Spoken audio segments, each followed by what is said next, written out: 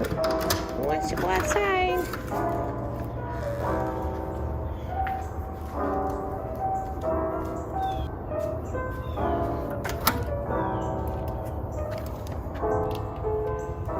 You're a good boy. You're a good boy. Yes, you are.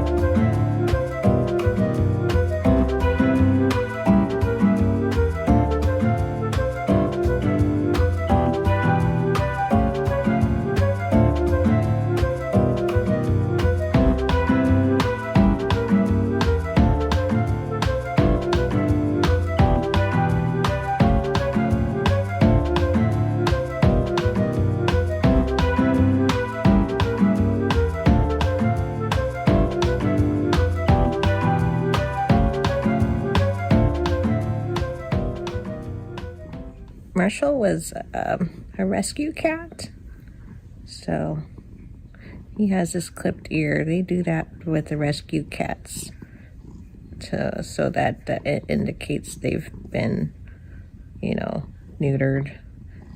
His sister had a brand, like a U brand on her ear, so I guess at that particular location they were branding the females and clipping the males. So yeah, I got him that way, but he's outlived his sister so far, and he's 12 years old, and we just enjoy our snuggly time as he gets older. And I'm watching about how this lady just rescued 250 guinea pigs, and they are not in the best condition. So I would love to see how they look after 2 weeks.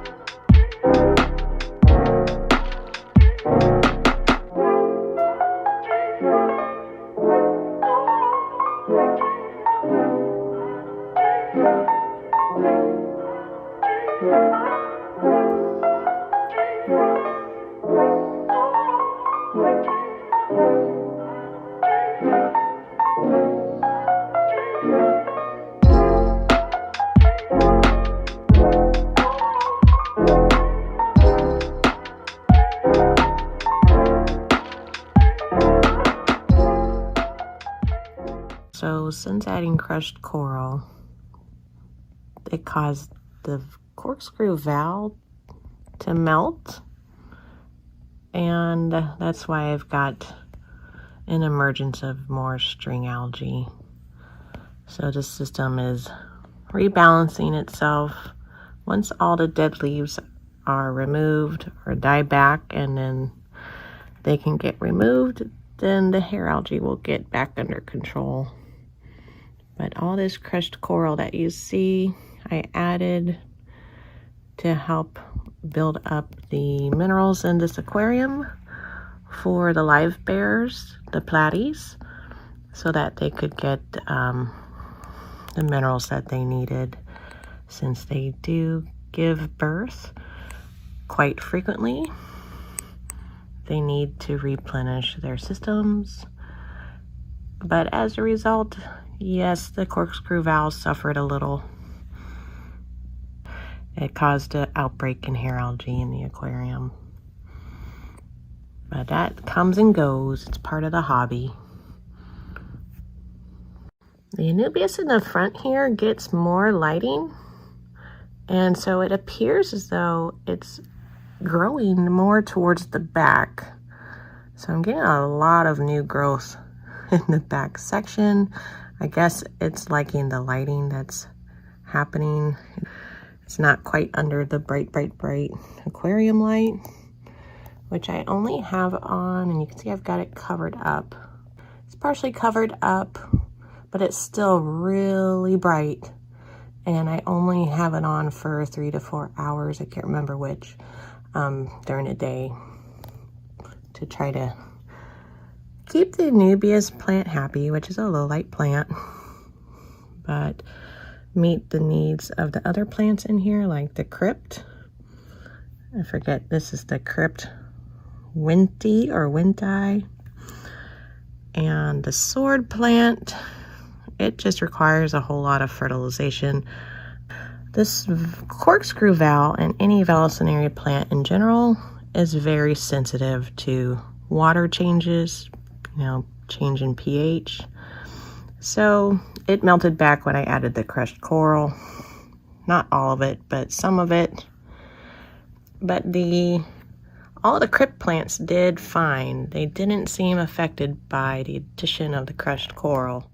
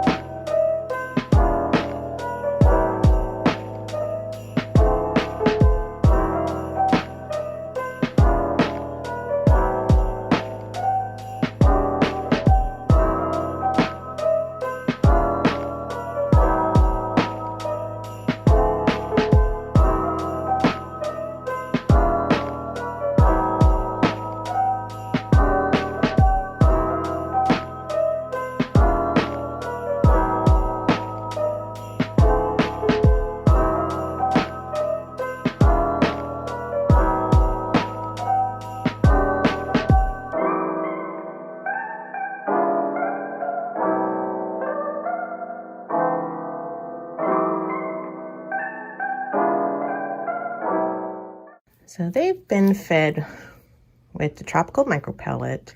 It is an all-natural food, has no additives, 0 phosphates, and that's the key here with feeding your fish. You don't want to add any phosphates to the system because that will cause an outbreak in algae.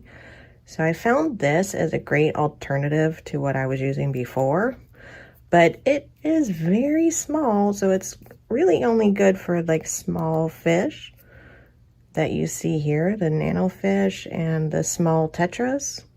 So I'm going to go now and feed this to the 40 gallon. I think maybe it's too small for some of the fish in there, and I'm not sure how much to feed of this to them because it is so small. So I'd like to go back to a larger size.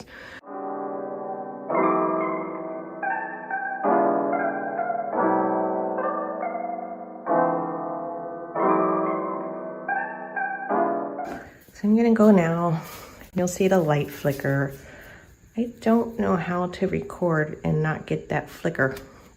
I've got balloon mollies. I've got Jordy, you see his reflection. I've got balloon mollies, black skirt tetras, and this guy, this bluegill fingerling from my pond, who's just grown up in here and is living a good life. He's likely the one that ate all the Danios. All right, so I'm gonna feed these guys, and I figure with 9 black skirts, 2 balloon mollies, and that big old guy, plus I still have 2 scissor-tail rasboras. These fish, they're really nice fish. They will tell you if there's something off with your water. So the last time I found a sick fish, it's usually one of these guys. The black skirts are super hardy fish. If I add a fish, they never ever get harmed. It's usually one of these or a balloon molly that will show signs of sickness. So these are like the canary in the coal mine. They'll tell you if something's wrong in your aquarium and if you need to do a water change or add medicine. But anyways, so I do about like 15 of these little pats. And there's only 1 hole open, so that's a small opening for the food to come out.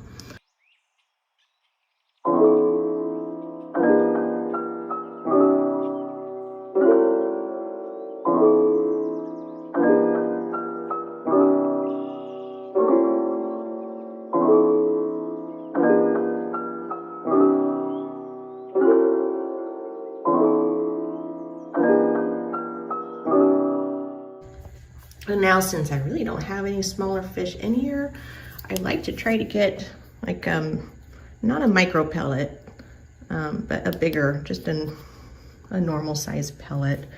Before I was using a tetracolor, extra large tropical granules, but this was causing, in my opinion, I think it was causing a lot of my algae problems, which I still don't really have under control, but it's better than it was because I was getting black hair algae all over my sword leaves. And you can see there's still spot algae on some of the leaves. That is on the crypt plants that are in here. On some of them, not all of them. So I'm not bothered by it. I just accept it. Okay, so I'll just sprinkle this in here so you can see what they were eating before in the size comparison. See, that's a lot larger. But they like this. Look at that, they really like that food. They're like little piranhas at feeding time when I feed.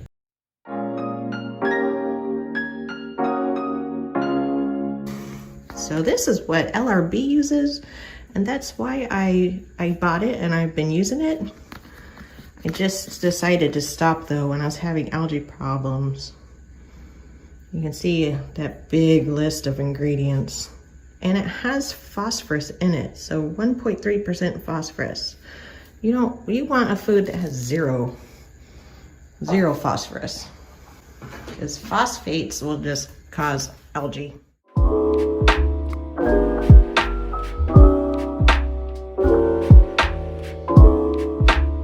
If I feed the snail this, and he's in the back, he's not gonna get to it before the fish do. So normally he's up here, and I was putting a pellet directly in front of his mouth, and he still would go around it and not eat it. So I was like, okay, that's the best shot that he had at eating one of these pellets, and he was avoiding it. So I still feed this aquarium. I feed about 5 of these. They're spirulina. It says it contains silkworm and krill. So there's protein in there for them. It does seem to have phosphates. So not the best food, like I was saying, if you want to avoid algae, if you want a food that has 0 phosphates, And this does have phosphates, but I don't feed it daily. I'll feed it once to twice a week. All right, so this is what they look like. So I'll like dot these around the aquarium. I'm not trying to turn this into a feeding video, but I want you guys to understand a little something about food and fish. So I'm hoping that you guys appreciate this. All right, so I'm gonna drop one in right now. And before it can even get to the bottom, they're all trying to get it. And so that's what happens. One will grab it and swim to the back with it and just hold it in its mouth. So while they're doing that, I might put one in the back. And it doesn't drop immediately. You kind of have to do that. There it goes. And he's sleeping, so now's not a good time to feed your snail if they're sleeping. You want to wait till they're awake and active. And that could be any time of the day. They say that they're more active at night. If you have a happy snail, they'll be active from my experience during the day. I don't know at night because I'm asleep. Try to feed your snails at night. Supposedly they're more active at night and they might have a better chance at seeking and finding that food at night while the other fish are kind of sleeping.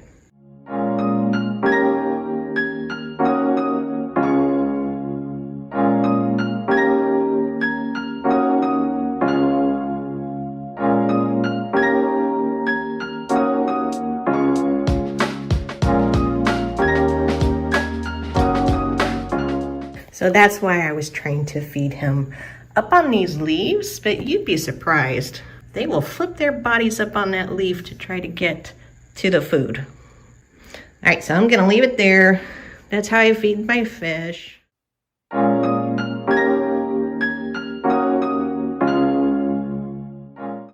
I still have plans for this aquarium. In case you guys are wondering, I have completely drained it out. And this is what it looks like. There's like a mineral buildup on the bottom. Because at one time I did add aquarium salt and I was using this as the quarantine tank. But at one point I had 5 mollies and now I'm down to 2. And I didn't quarantine them. I don't know if I've just reached the limit on this aquarium and how many more fish I can add. So I personally wouldn't add any more until I'm able to rehome the bluegill or put him back in the pond. And he's probably, like, I could probably add 4 balloon mollies in his place. It seems like that's all I'm able to have. I'll add mollies and it just goes right back down to 2. So I'm kind of holding off and waiting on substrate before I do that setup video and share it with you guys. And I still want to do it. I'm just waiting now on getting a substrate. I have everything else. I have the under gravel filter and I was not always convinced about it. I'm still not 100% convinced. You gotta try it to see if it works, right? And Pet Tech just did one and he's happy with the results that he's been getting. He said he always had algae issues and after he tore the tank down and set it back up with the under gravel filter, as Dr. Kevin Novak suggests, he's had no algae problems since. So that will be very interesting to have side-by-side comparison of the 2 setups. Here we are in my bedroom. I was working on this. I'll show you in a minute, but sorry for the mess. This is my work area. I am testing out this new tablet for drawing. So I started using this yesterday and I'm not sure how I feel about it yet. I don't want to judge it too soon, but there were some features I wasn't too happy about. I've never used one, so it's my first one. Here's the stylus. I was starting to draw a Valentine's Day banner and I picked this up before they got sold out. But I went to Hobby Lobby and this is one of the things I got. So this has been my inspiration for a Valentine's Day gnome for my banner. I'll show you guys what I ended up doing yesterday. So this is what I ended up with. I did the heart first and then started adding more details to the heart. Then I did the letters. And this is all vector art.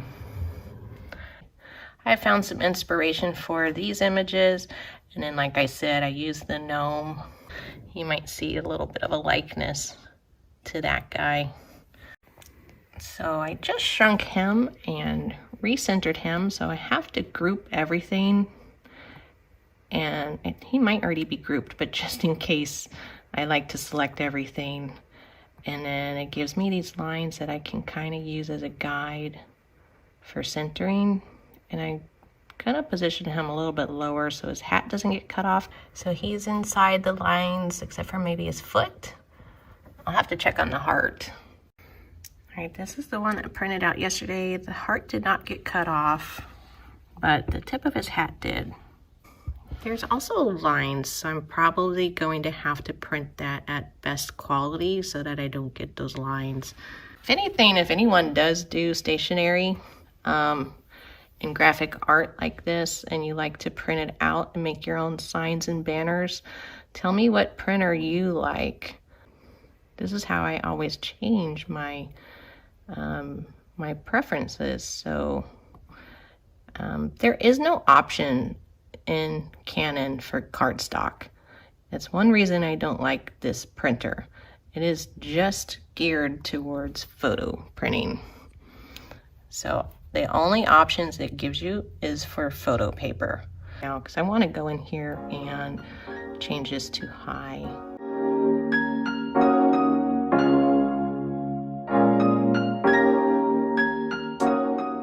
This is what I do. I've been doing graphic art since 2013 with Illustrator. Well, actually, I think I started out before Illustrator. And I have a website where I like to put my goods out there in case anyone's interested and likes my artwork and wants to buy it. But yeah, this is what I do. So I'm making this sign. Let me go check on the printer. Yeah, here is where I'm gonna put another aquarium. And then right above that, I've got I need to reset this. I don't know what's going on. So I've got cardstock in, so it's ready to go.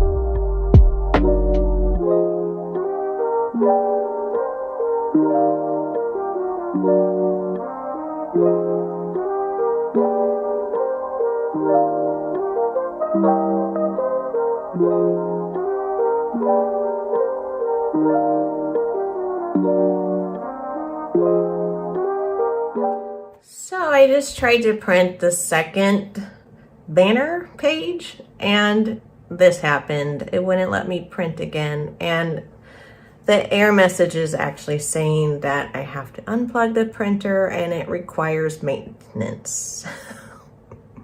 I don't know what happened.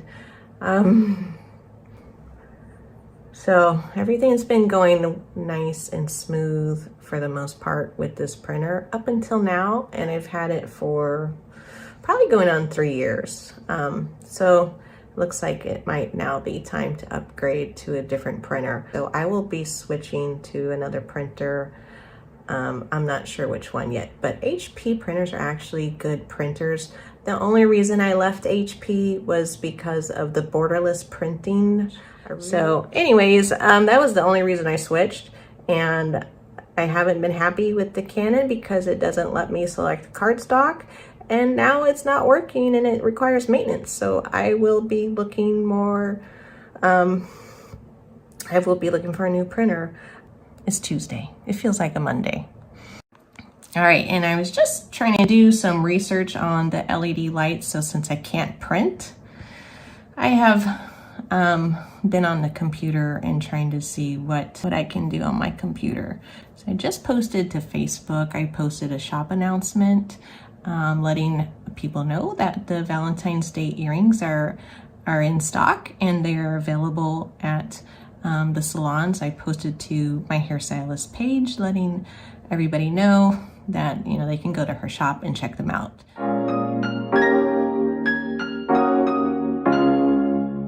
I was like, well, I can't do any printing, so I decided to do to research why does my LED light output a frequency that my iPhone picks up when I'm recording.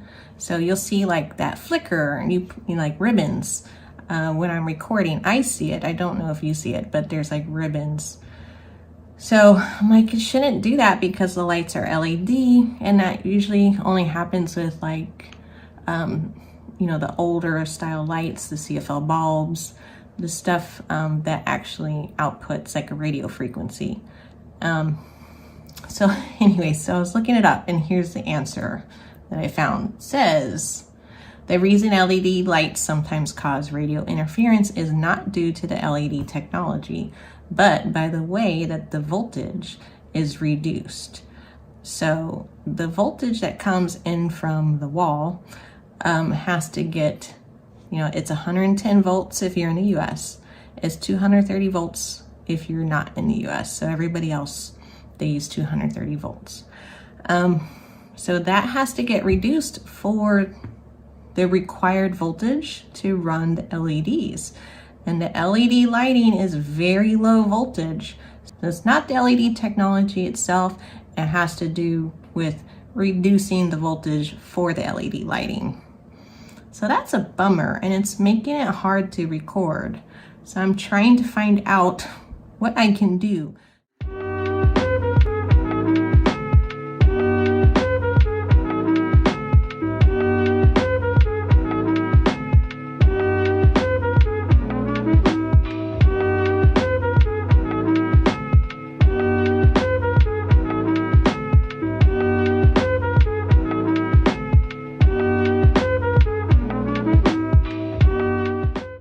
Looked at my phone to see what I can do, and I'm sorry my finger's right next to it, but in the upper corner right near the camera there's a setting when you're in video that you can tap on it, and I haven't ever noticed that before, so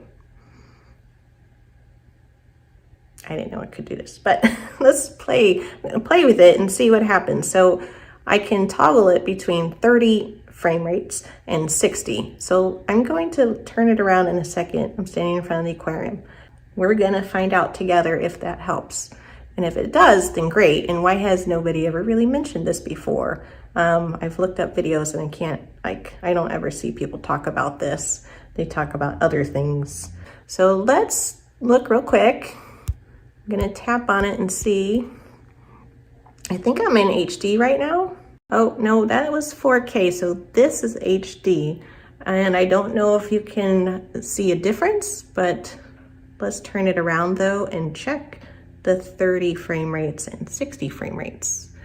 All right, so here's the 30 frame rates that we're all used to, and as I get closer or farther away, you can still see the banding. Gets worse when I get further away, maybe. Okay, let's switch it. I think I have to stop. All right, here's 60. Can you see that made it worse? It's like faster flickering. So 30 was better than 60, and I guess those are the only two options I have. I saw people saying they went down to 24, but I don't know what camera they were using, but their camera let them go down to 24. Here is 4K. So when I did the 4K option, it let me go down to 24. And now there's no flickering or banding.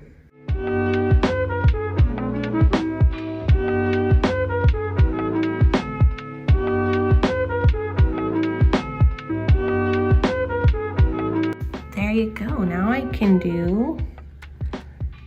make much better videos now that I've figured out that issue.